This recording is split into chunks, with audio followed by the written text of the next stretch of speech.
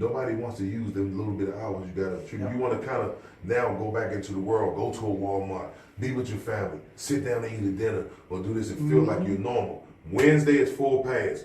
Thursday is full pass. Friday is helmet and shoulder pass. Saturday you travel. Sunday you hitting the game again. Then it's Monday back. So your body is tired. So a lot of guys, man, see my second year, you know, I had did some other things, but my second year, I had this form of depression where I locked myself in a room for 2 weeks. I had everything to be happy about when Devon was born.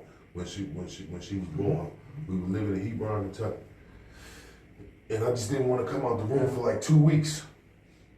No, really, like I didn't have no taste of it. That was my first understanding that that's called depression. Mm-hmm. Well, I was scared to tell the doctor, Dr. Cooper, the team doctor, because I thought they would cut me. I thought I was going crazy.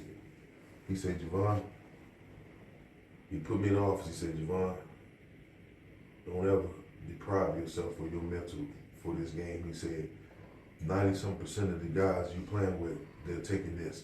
And he gave me Zoloft. I remember that. Okay? Yeah. He gave me Zoloft. I took myself, I'm not bragging on myself, that's how powerful my mind. I took myself off of that by about 2 months. I ain't struggled with none of that ever since then. Once you told me what that was, then I have to wrestle with myself. You know what I'm saying? I ain't depressed. What the hell I got to be depressed about? But the strain on the people don't understand what your body's going through that regimen for 6 months, and people think you have an off season, Laylo. Like, man, you got to get in shape. You ain't working that hard, but you better be working and working and working. So you got a thing that's ongoing for years and years and years, and you got to find the best potion, whatever it is, to be on the same level or better than what you left at last year, so you can keep making your job. Because people forget, you got another 21-year-old coming out every year challenging you. They want So your spot. They want your They want your spot. Yeah. So, you know, when I got on that stuff, man, I said, man, I don't feel normal and stuff. So I took myself off of it. But Dr. Cooper said, the strain your body goes through, it makes your serotonin levels in your brain deplete. See, this is all the scientific stuff they don't tell you. That's like the concussion games we're going through. There's so many things mentally that comes involved with that sport. And you got some guys, I mean, you see they can't take it. They blow their brains out there. We've been reading. They can't You take know? it. So that's why when we started this thing, Laylo, talking, the power of the mind, man. And I've always told all my athletes that I deal with, you know, mainly in boxing, but I did have a real good connection with the Bronco people back in them days, and we talked quite a bit.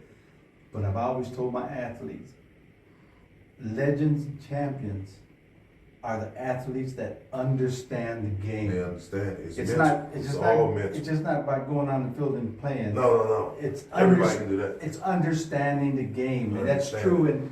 And that's true in any professional sport. I like that when you say understanding the game, but it's not one game. It's the game of life. It's the game. Because when we leave this room here, it's things you got to process quick. You may walk out the door and the dude looking at you, you got to determine real quick, depending on where you at, man. This dude coming to rob the place where it's the game. It's the game. And you can't sleep on it. It's the game. You have to understand the game. And that's the difference. That's the difference a lot of folks, and it makes it a little more difficult in the game of boxing. And I'm gonna tell you why. I'm gonna tell you why, because anyone can become a professional, anything in boxing. That's how hard that sport is. And the only reason it's still, and it always will be active, is because the money it draws, okay? In boxing? In boxing, I'm talking boxing, and because that's what I know, okay? But what I'm saying is, but what sucks is it's so easy for people to consider themselves a pro. That's what I'm saying. They haven't really understood what it takes within themselves to treat themselves and the sport like a professional. That you just took the words out of my. You want to become a professional boxer? You know what you have to do? Raise your hand.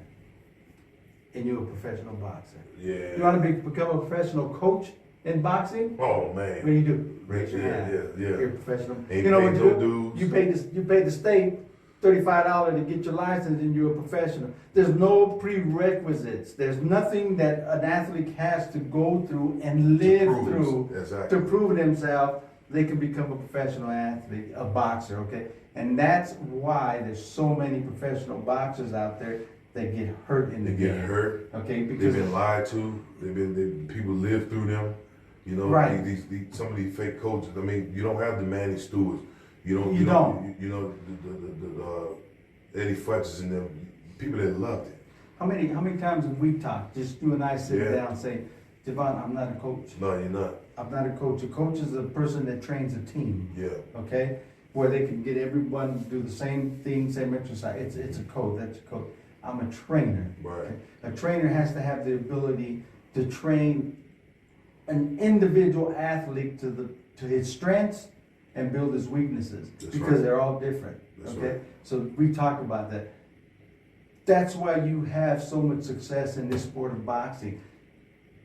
Because you have done all the prerequisites of an athlete to understand the game and what has to be done to be successful, to succeed in this game. I mean, how many football players and other pro athletes that try to venture into pro boxing only to find out that they can't? And since we're talking about the Cincinnati, let's go on and talk, because we want to kind of squeeze in as much as we can into this segment.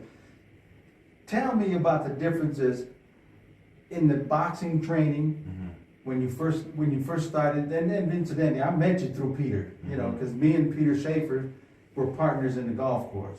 Okay, we ran the Denver City Park Golf Course. Okay, Right. for years we ran it. We were partners in that. So I had the opportunity of meeting a lot of athletes because he was an agent for a lot of athletes. I played golf with Barry Sanders, with Atwater. They just kept coming. Right. From every team and everyone that he represented, they'd come and they'd play golf. So that's how I met you. Yeah. Okay, and You had that heavy bag up in the room. and I had And like I said from the beginning, I've always loved boxing. you did. I've always loved boxing. You always It loved challenges me, and I loved it. And at the end of the day, I wanted my father to be proud of me and of something, and that's why I was going to choose. But it's like I lived with that for a long time. Like I let him down because I didn't pursue the boxing. But that was another thing that I can at least say, man, I made it in football. That made he was happy as hell. He didn't know nothing about football neither. It wasn't no going in the backyard catching, but he started believing as he seen me having write-ups as high school, college. That's my son. That's my son. But, I looked at it as that's where I can get the money quick. You calculate it like this. You're in high school. 3 years from then, you have an opportunity to be a millionaire. right. Okay? Reality. You see how fast that works? You would just sit there eating hot pocket or something lunchtime with lunch kids sitting around, okay, eating the lunch at school. And next thing you know, you can have a restaurant yourself. Yeah. It happens that fast, and you got to have the mental stability to kind of go with it. Like I said, a lot of it, man, I got to just give thanks to God in it because I don't. When I look back at this, it is a unique story. I don't think it's so unique, but if I had the time, it may take one day. That's why one day has to be with a biographer, autobiographer. You sit down and give it to them, and they place it how it needs to be placed. Because, like I said, we're not scripted. This is off the record, but it's a lot of people that's gonna have questions. Because I bounce here, bounce here, bounce. There's a lot of gaps. Right. Okay, right. but then it picks back up again somewhere. Right. Okay, Right. but it's all stored. Well, So- you know, to the people out there, boxing's in this man's blood. Yeah. Okay, it's in his blood, and I can tell you because when we first started training in that upstairs at the golf course and hitting the bag, when you came up there just to hit the bag, it actually just started as a way to stay in shape in off season. No, I didn't. Well, it was in your blood. But that's what I was gonna say. This is what I was gonna say. A lot of football players, they come to play boxing. Every sport you play, we know this. Boxing you don't play because it's like a street fight. How many people walk around saying, "I love to fight," and go in Walmart and just start trying to fight people? Yeah. They don't do that. So you're dealing with it's a lot of courage you gotta have, man. It has to be real courage. You can't be no fake shit. Just want to entertain the fans, okay? Because how do you act when you face adversity? That's the true you that's being on display. So now, I've always made this known. I've never said that I want to come over and use boxing for a workout to enhance my football. I took that as secondary, but I've always wanted to box, and I wanted to be a professional boxer. Yes. Okay, so that way of getting to the pro, like when I really understood what it took me in football, I'm like, man, this shit's a joke how many people talking about they pros in boxing. You know what I mean? So when I first came, so when you saw me hit the bag a couple times, pow, and then when I saw that bag sitting there, he said, man, he said, you boxed before? That's when we had our introduction. Exactly. So we talked, and I said, you know what, Lalo? this type of dude I am. I got a family. They lived in Cincinnati. Lalo say you would. It's hard for anybody to believe that. Yeah. I already had my money. I already had what. So that lets you know I wasn't seeking money. Yeah. I love boxing. I can work out. I train myself all the time. I was in shape like Mo when you saw me. Yeah. So yeah. football was easy. I could ride a bike 50 miles per day. That was my training. No running. I ride a bike, keep the pound up, and I go hit my weights. You know, I had the gym set up, thing. But when I came here, you know, when I hit that bag, and it was something about, this is my chance now to go back and do what the hell I want to do. Football, I never loved football, bro. That's why I didn't go as long as I'm going to tell you something, man. If I put my mind to it, I'll go as long as I want to go in something. Yeah. Okay? But the football, I didn't love it.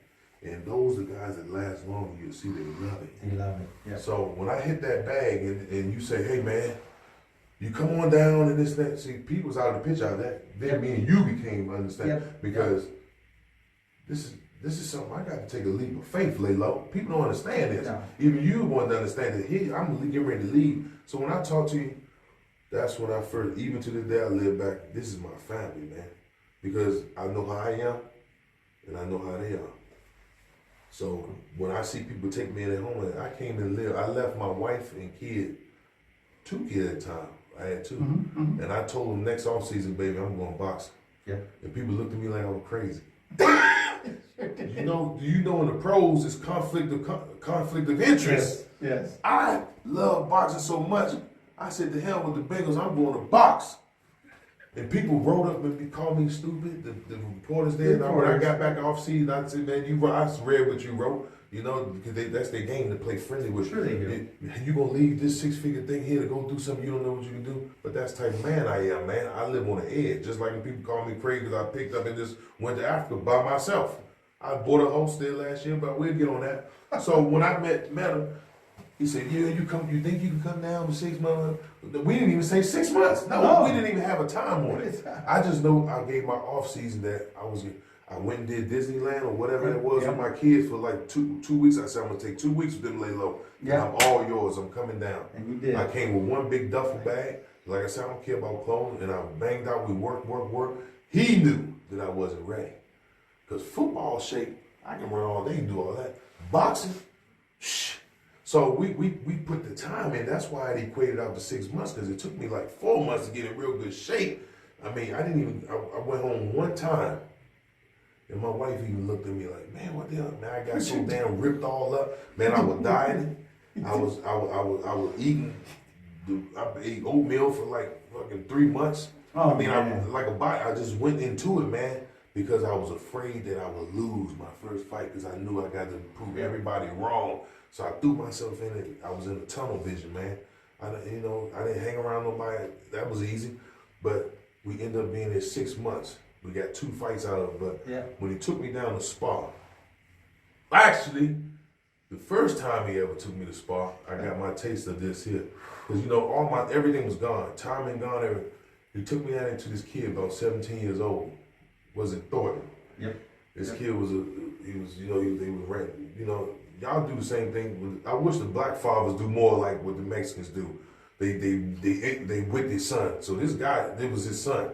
You know what I mean? That's what you see a lot of y'all in boxing. Y'all always with y'all kids, calling yourself coaches and shit. So, but, man, that kid kicked my ass, man. You hear what I'm saying? He kicked my ass. See, my thing is I get tired. I got tired because now you gotta understand how to use and exert your end. So I got that kid and his father over there, yeah, this, that. So I looked at Laylo, that's my chance to go back home, bro. I got money at home. Yeah. This man will tell you I ain't never walk away from none of that shit. None of it. Because in my mind when I go home, I say, man, I bit off something I got to complete. See, I still live with this today, man. A lot of things I ain't complete. Some people look and say, man, Javon, I'll die always saying certain things that I think I'll never have a completion of nothing. But I mean that comfortability. So we got done that one. He didn't say anything, but I know I call you coach, man. Yeah. Okay, I know you don't like it. Terminology. That's why I probably that's do it fine. anyway. Everyone does that. It's terminology. I don't have a problem. But a good coach will see certain things, but they don't always have to tell you. So he didn't say nothing. So we went about maybe a couple more months. Then he took me down to this makeshift gym. We down in the dark. Louis Monaco come out. You know. So Monaco, he's the a first beast day, boy. he the one knocked out Buster Douglas. Yeah, he's a beast. Wild guy, but he caught me, man. Let's- And all y'all probably, they all thought that he knocked me, that I was gonna fall. He stung the hell out of me, man. So, you know, pow! I remember that. Then we like kept it was going, yesterday. and then they gonna look at him tomorrow. Is that enough? That's enough. Then Lalo said, that's enough for the day. Yeah, I do that. They I took do me that. back down there the next day.